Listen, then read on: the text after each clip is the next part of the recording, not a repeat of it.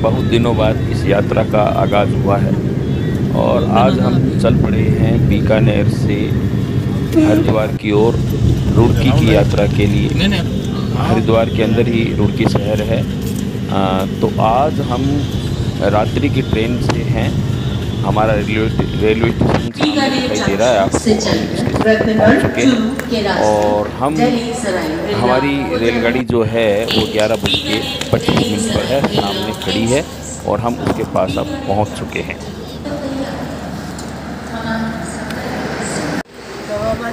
और हम पहुँच गए हैं रेलवे स्टेशन बीकानेर के अंदर। हमारी गाड़ी खड़ी है और हम गाड़ी में सवार हो चुके हैं। हरिद्वार एक्सप्रेस। और गर्मी बहुत ज़्यादा है, फ़ैन हमने डब्बे में चला लिया है, लेकिन गर्मी से निजात पाने के लिए फ्रूट जूस का उपयोग हम कर रहे हैं। तो मैडम सुमन जो गिलास तैयार कर रही है और देखिए हम फ्रूट जूस अब पिएंगे। तो लाओ मैडम, दो हमारा गिलास, लो, चीयर्स। अभी हमारी गाड़ी रेलवे प्लेटफार्म 5 पर खड़ी है और रवाना होने में करीब 25 मिनट बकाया है। तो आपको मैं रेलवे प्लेटफार्म यहाँ का दिखा देता हूँ, देख लो। ये बीकानेर का प्लेटफार्म नंबर 6 है और हमारी गाड़ी 5 पर खड़ी है। सामने दिख रहा है, ये कितना शानदार प्लेटफार्म ये बीकानेर का आपको दिखाई दे रहा है। तो इस समय 11 बज चुके हैं और गाड़ी हमारी है वो 11:25 पर रवाना हो गई।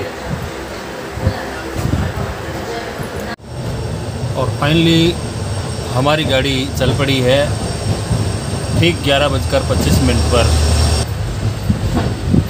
बीकानेर का प्लेटफार्म दूर होता जा रहा है।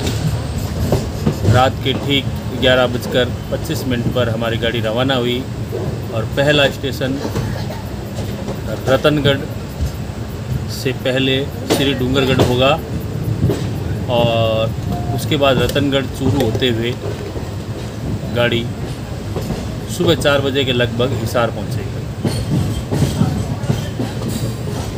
तो अगले जितने भी मुख्य स्टेशन जो होंगे वो दिखाने की मैं कोशिश करूंगा।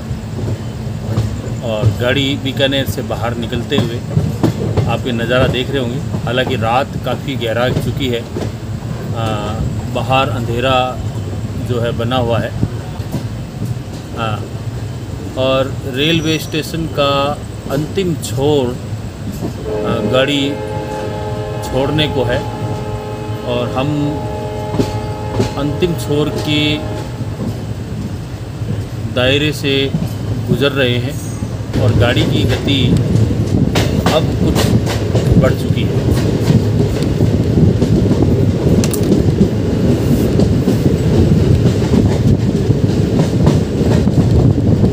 तो सुबह रुड़की पहुंचने पे कहाँ घूमने का विचार होगा अपना? पहले तो घर जाएंगे अपने। अच्छा, घर जाएंगे, उसके बाद नहाएंगे धोएंगे, खाना खाएंगे, आराम करेंगे। हाँ, सोचेंगे हरिद्वार, ऋषिकेश, देहरादून साइड। अच्छा, तो मैडम सुमन बता रही है कि पहले तो घर जा कर के आराम करेंगे, खाना वाना खाएंगे और उसके बाद हम घूमने के लिए हरिद्वार, ऋषिकेश इधर कोई कार्यक्रम बनाएंगे। लेकिन इससे पहले रुड़की लोकल में हम ज़रूर घूमेंगे और 2-3 स्टेशनों को हम फॉलो करेंगे। एक तो वहाँ का मेन बाज़ार है और वहाँ की लगने वाली चटपटी चाटों की स्टॉल है। और अब दृश्य दिख पाना और दिखा पाना भी उचित नहीं लग रहा मुझे, इसलिए अब आपको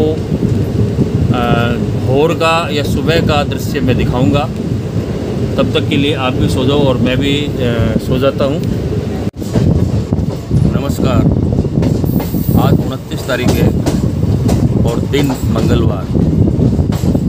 हम पहुंच चुके हैं हरियाणा के गोहाना रेलवे स्टेशन पर।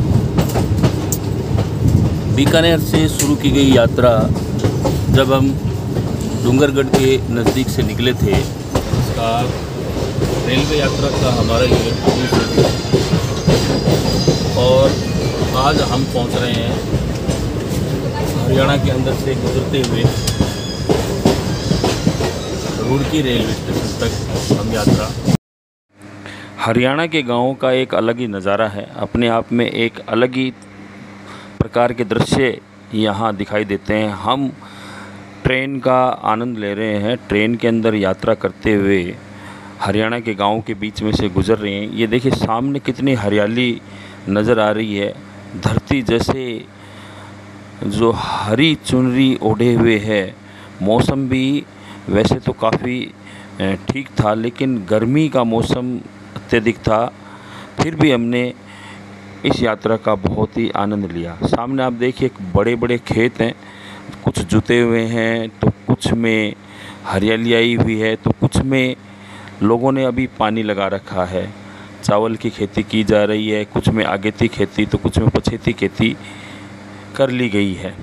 सामने गन्ने के जो पौधे नज़र आ रहे हैं, जो बड़े हो रहे हैं, गन्ने के खेत, और साथ ही साथ चेरी के, मक्का के भी खेत हमें नज़र आ रहे हैं।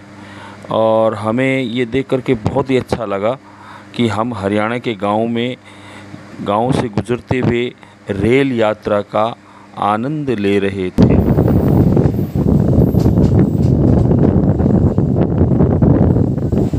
हरियाणा के किसान भी प्रोग्रेसिव किसान हैं।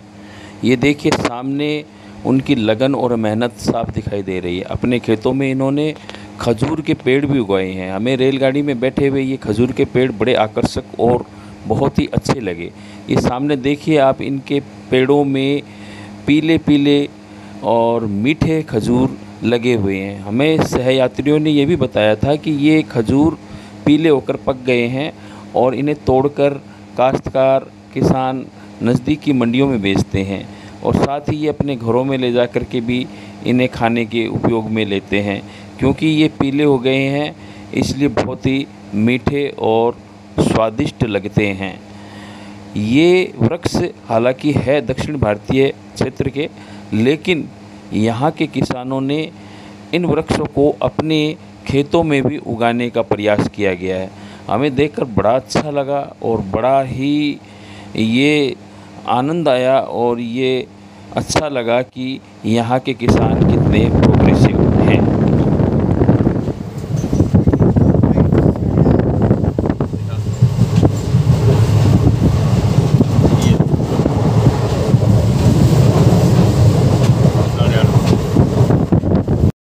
हमारी रेलगाड़ी अब निकल रही है, रेलवे स्टेशन के नज़दीक पहुंचने वाली है। और देखो सामने रेलवे के वेयर हाउस नज़र आ रहे हैं। यहाँ रेलगाड़ियाँ ठहर करके इन वेयर हाउसों में जिन्स जो होती हैं मंडियों से, एक मंडी से दूसरी मंडी में ले जाई जाती है, जैसे चावल हुआ, गेहूँ हुआ, या अन्य कोई अनाज जो बड़ी मात्रा में यहाँ उगाया जाता है, वो इन वेयर हाउस में रखा जाता है। किसानों के लिए सुरक्षित रहते हैं ये वेयर हाउस, और यहाँ से वे अपने ट्रकों में या और किसी साधन से बाज़ार में ले जाते हैं। तो हमें ये दिखाई दिए तो हमने इन्हें भी अपने वीडियो में थोड़ी जगह दी। लेकिन साथ ही साथ ये देखिए कितनी गंदगी रेलवे स्टेशनों के किनारे हमें दिखाई दी थी। आप इन्हें देखें, और गंदगी के अंबार अब शुरू हो चुके हैं। आप रेल लाइन के किनारे किनारे देख रहे होंगे। कोई भी व्यवस्था हरियाणा सरकार की तरफ से नहीं है, ना ही रेलवे डिपार्टमेंट की तरफ से हमें दिखाई दी कि भी कम से कम रेलवे यात्रियों को ये गंदगी ना दिखाई दे और यहाँ पर सफाई की समुचित व्यवस्था हो सके। हमने ये भी यात्रा के दौरान पाया कि रेलवे यात्रियों से टिकट तो बहुत ही अधिक मात्रा में वसूल कर रहा है, क्योंकि हमने ये देखा कि पहले जो टिकट 50 रुपये का था वो 100 रुपये के नज़दीक पहुंच चुका है, और जो 500 का था वो 1000 रुपये के नज़दीक पहुंच चुका है।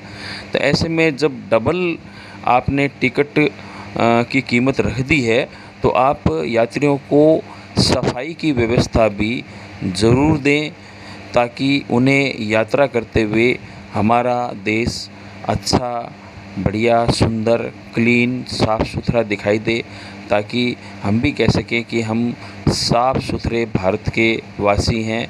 और हमारी ट्रेनें और ट्रेनों के जो यात्रा करने के जो स्थल हैं, उनकी ट्रैक है और जो स्टेशन है और प्लेटफार्म है, और प्लेटफार्म के नज़दीक जो छोटे छोटे जो स्थान है वहाँ भी हमें सफाई दिखाई दे।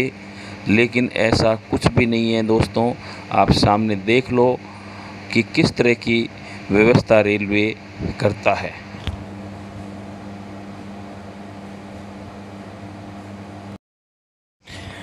दोस्तों, ये इस देश की विडंबना ही है कि देश का जो रेलवे विभाग है, रेलवे डिपार्टमेंट है, उसने जो पूरे देश में ट्रैक बिछाए हैं, रेलवे लाइन बिछाई है, इनके किनारे इतने गंदे और जो है सफाई विहीन हैं कि हमें देखते हुए और जो बाहर के लोग इन्हें देखते हैं वो कितना जो है घृणित दृश्य मतलब कि उनको देखने को मिलता है।